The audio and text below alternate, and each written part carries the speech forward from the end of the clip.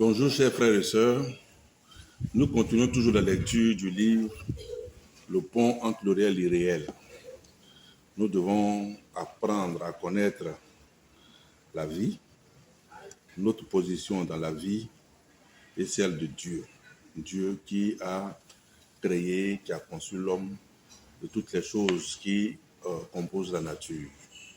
Alors le pont entre le réel et l'irréel nous amène à découvrir notre façon de comprendre Dieu, de penser Dieu. Aujourd'hui, je vais vous lire un extrait de ce pont, de ce livre, qui sur le chapitre 3, qui parle du temps.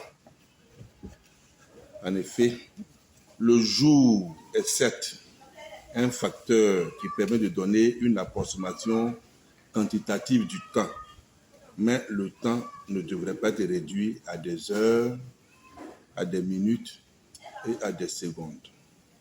Tout ce que l'homme est, devient, possède, va faire ou va être, se trouve dans le temps. En effet, dans chaque instant se trouve pour l'homme une probabilité initiant une situation bien précise, décrivant l'état global de l'homme, sauf son autonomie. L'homme, dans la plupart des cas, confond l'autonomie dont il jouit à sa vie réelle. Le temps est un facteur présent dans l'accomplissement de plusieurs phénomènes. Selon la logique humaine, rien sur cette terre ne peut se produire s'il n'y arrive pas le temps. En outre, la guérison, la richesse, la pauvreté, le malheur, le bonheur, le mouvement, la vie, une plaie ne peut se cicatriser s'il n'y arrive pas de temps. Le temps apparaît alors comme un élément indispensable pour le déroulement de la vie sur Terre. Il permet donc à la vie de se dérouler dans le monde physique. Le temps serait alors le premier paramètre accompli de tout phénomène sur Terre. En termes clairs, le temps est le seul facteur qui ne fait jamais défaut pour qu'un phénomène se réalise. Comme tout ce qui existe sur Terre a nécessairement besoin du temps pour se réaliser, on peut donc dire que le temps lui-même est plus vieux que le monde, c'est-à-dire que le temps précède la vie sur Terre.